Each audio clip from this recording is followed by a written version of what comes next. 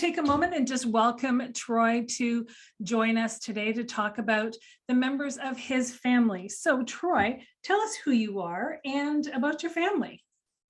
Yeah, so my name is Troy. I am lucky enough that I have four beautiful children. My oldest is 19. Her name is Brooke. I know she's grown up very quickly. My middle daughter is 13, named Bella. And then Saxon is 12. And then Soren is 7. Oh my gosh. I know. Wow, they are growing up so fast, right? Like in a blink of an eye, our kids grow up, right?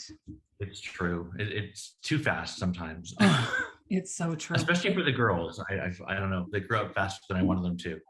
Well, and it feels like they kind of are children, and then they wake up one Saturday morning and they look at you and all of a sudden they're teens and tweens and growing up, and you're thinking, but no, I put a little girl to bed last night.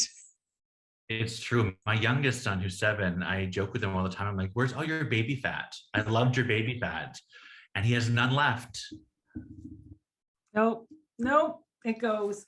Of the various methods of growing your family that were available to you, which was the path you took? Well, we actually took a couple, so it's unique. My ex-husband, when I first met him, which would have been 17 years ago, he had a daughter already, our oldest daughter, Brooke. And, I remember when I came out as gay, my first thing my mother said to me was, "Oh, but you always wanted to be a dad." And so really for a long time, didn't think it was very possible. And then when I met Mark, he had Brooke with a lesbian couple, and they were co-parenting. And, it was obviously he was wonderful, but also that was a real draw that, I didn't see a lot of role models or people that actually had been successful in the gay and lesbian communities, particularly in creating a family. And so, it was great. And, became her father, I guess when she's probably about 3. We had a conversation one day and she said, "Are you going to be my dad?" And I was like, "Yeah, I want to be. Do you want me to be?" And she's like, yeah, you can be my dad. And so that was wonderful. And, also, when you share a child, I imagine it's very similar to a divorced model. It's very difficult, and there's emotions and decision makers. And when you put 3 people into the combination, it even becomes a little bit more difficult. And so we knew that although we loved Brooke and loved, the way that we had her, that wasn't going to be a go forward strategy for us. And it would be something that we would do differently. And so we were very lucky with Bella, to look at surrogacy. It was also something at that time that, again, we didn't know anybody who had been through surrogacy, and we wanted to find a number of things. Mark's a lawyer in Canada, and so wanted to find something that was maybe more legal, because at the time, surrogacy wasn't legal. And we also found out that in California, it was the only state in North America at that time where you could actually put both parents' names, both fathers, on the birth certificate at birth. And so that was something for us that was really very powerful, and also something that we really desired and wanted. And so we started the journey in the US, and which was great. But it also led to a number of other challenges, just financially. And also, when you don't live in the country where your child is being, built, you miss a lot of things. You miss the doctor's appointments, you miss other opportunities maybe for,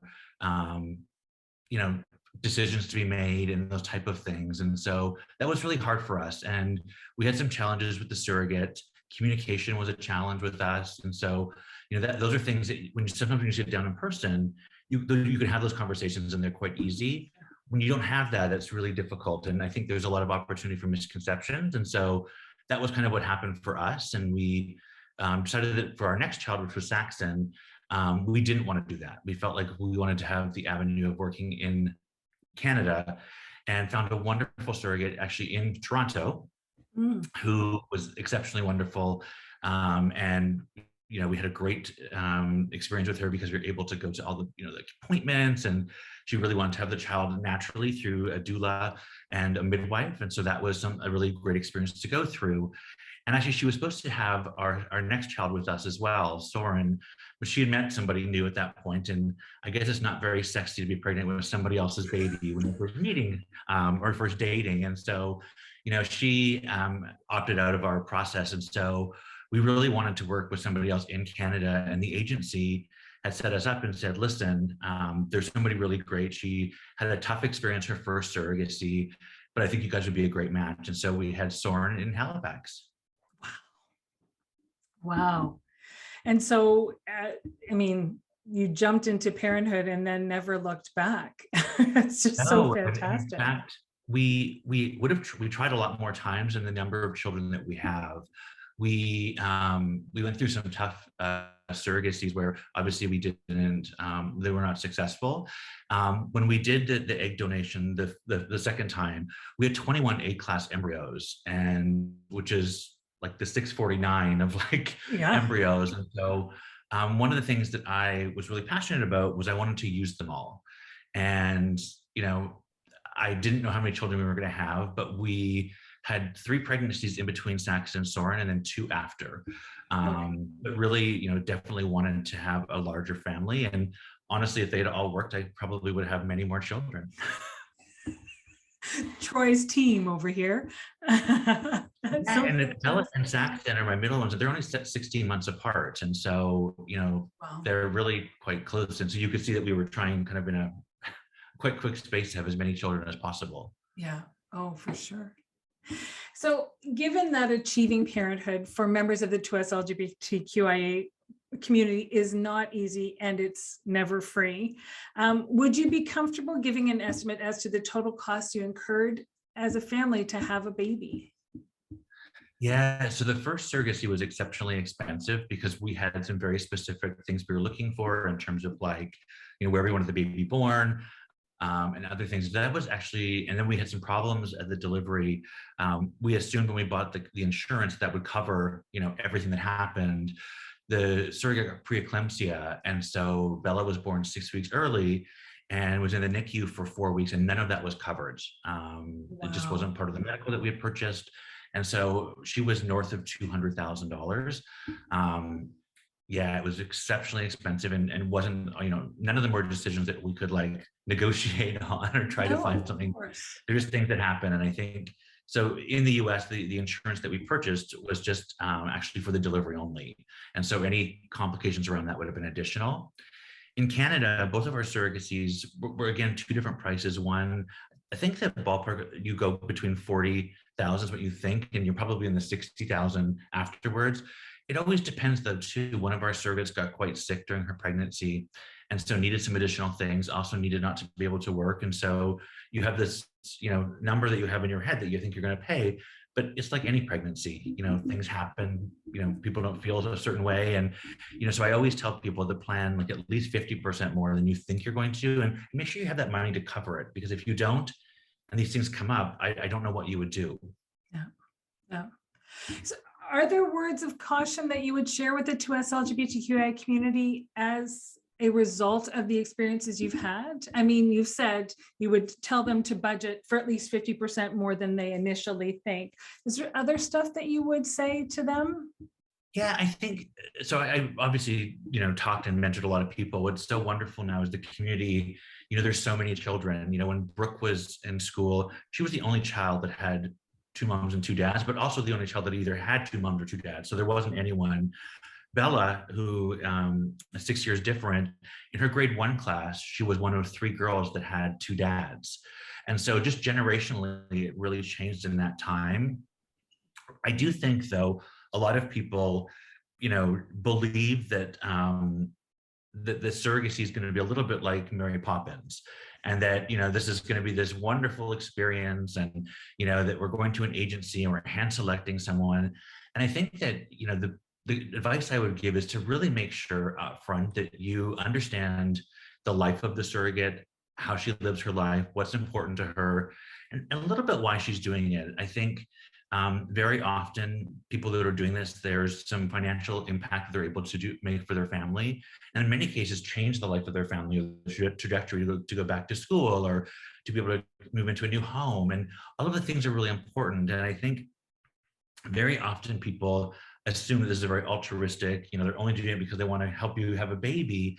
And so it's really important to know the motivation of the surrogate you have, and to be really open too, as you're going through the surrogacy, that not everything is going to go well. it's just like a couple. You fight sometimes, and to have a third party, I think, is really important. So whether that be an agency that you work with, we just found that was really, really important, because I've personally never had a baby, so I don't know all of the emotions and feelings that are going to happen. And having somebody who could say, you know what, Troy, like, just, you need to back off for a couple of days, or, this is how she might be feeling, was just really helpful for us. And so I would share, having an experienced organization that you work for is also really important. It just really helped us. And we had a great relationship with both the agency and the surrogates as well. And so that was kind of the really important key. I think people often go into this with this feeling that, like, the relationship with the agency is really important, but maybe the surrogate, they want a different level of interest. So you also need to find out what the surrogate wants from you. It is a two-way street. They may want you at the appointments. They may want you to be very engaged. And then the final thing is, like, what happens after the baby's born? That is a really important conversation to have. Our surrogate with Bella, we don't speak to her anymore. She is in the US, and we didn't end in a great place. With Saxon, we see his surrogate all the time, and she comes over and now has 2 kids around the same age as our boy. So that's perfect. And our last surrogate, and it was one that, like, it was interesting at the hospital. When Soren was born, we had to go sign some documents, and the hospital, I guess, had some experiences. They really tried to separate us on 2 different floors, and that's just not the way that we were. And so when we went to this appointment, we left our baby with her, and the hospital was like, "Oh, well, you shouldn't do that. You should let her, like, separate from the baby." And I think what's really important too, in our last 2 surrogacies, I let the surrogate take the baby for a day and just go see everybody in their life that they saw when they were pregnant. Right. It's equally important for them to have the opportunity to say, this is the baby I was carrying for this family the entire time, versus, like, today I'm pregnant, now I'm not. Right. And I know a number of people had different opinions on that, but I'm like, listen, she carried our baby for 9 or 10 months. Like, she's going to bring him back, I promise you. Yeah. And that was really a great way to help, just also the emotion that could be there of having a baby one day and then not having one to care for after that. Yeah. No, I hadn't even thought of that, but that is it's a really powerful gift that you gave her in being able to do that. And I think that people could learn a lot from that, because it does give the closure. And I would assume that then it would help open the door to maintaining some kind of communication. If they want to know how the baby's doing, then they don't feel like you cut them off. You respected them and where they were after they birthed your child. So they may be open to, hearing about and wanting to know about how this child's doing in their life. And for both the boys, we always send pictures to both of the surrogates. Our last surrogate, a couple of summers, she's come to visit us at our house with her kids, because the other piece, and you would, in a surrogacy, is sometimes they have kids already. And so there's also needs to be a level of closure or conversation with those children. Children understand things at different ages differently. And so to see your mother pregnant for 9 or 10 months and then all of a sudden not to be, we just felt it was really, really important to be able to do that for both of them. Yeah, that's fantastic. So because you've been there, done that, in a world that we are in, and yes, it has evolved, it has grown as you've described, but there are still many parts of it that have not grown and evolved. Throughout your processes, were you ever made to feel the other? Yeah, one in particular, one of the clinics we went to, it was the first clinic we came to when we were in Toronto, and it was interesting. In the US, it felt a little bit more like a transaction, a little bit like they understood the process, and you were a number, you got in line, you were connected with a surrogate, and that was done. In Canada, it didn't feel like that. And very honestly, the first place you went to, I don't felt like they wanted to work with us. And we weren't their typical customer, and I don't think that they knew even really how to deal with us at all. And so, I was always following up and like, what are we missing? And what I realized when we connected with the agency was, this is my own thought, that it wasn't me, it was them.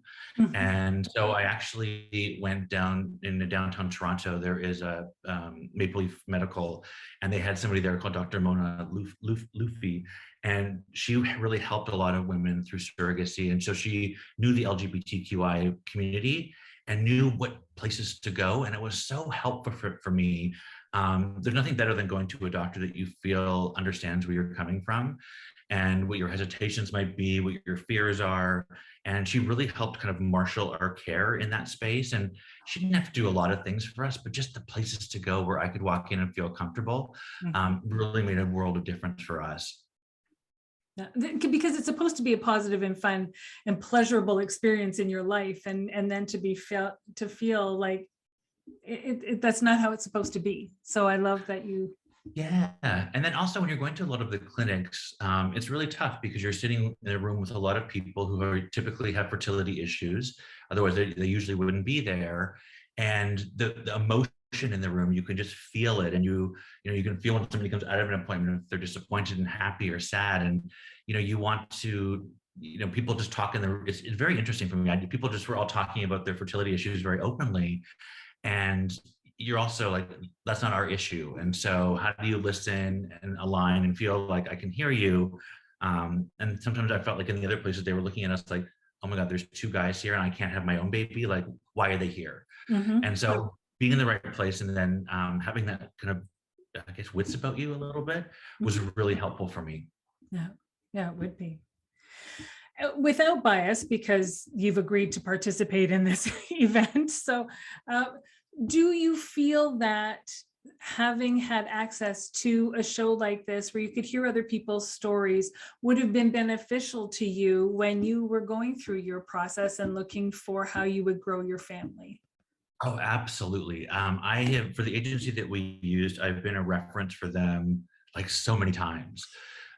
Because if you've never been through it before and you don't know anybody maybe in your community that you're comfortable speaking to, you just really don't know. And what I find for myself also is like, if I'm not comfortable in a space, I'm not asking the right questions. I'm insecure in the questions that I ask. I'm afraid of being judged.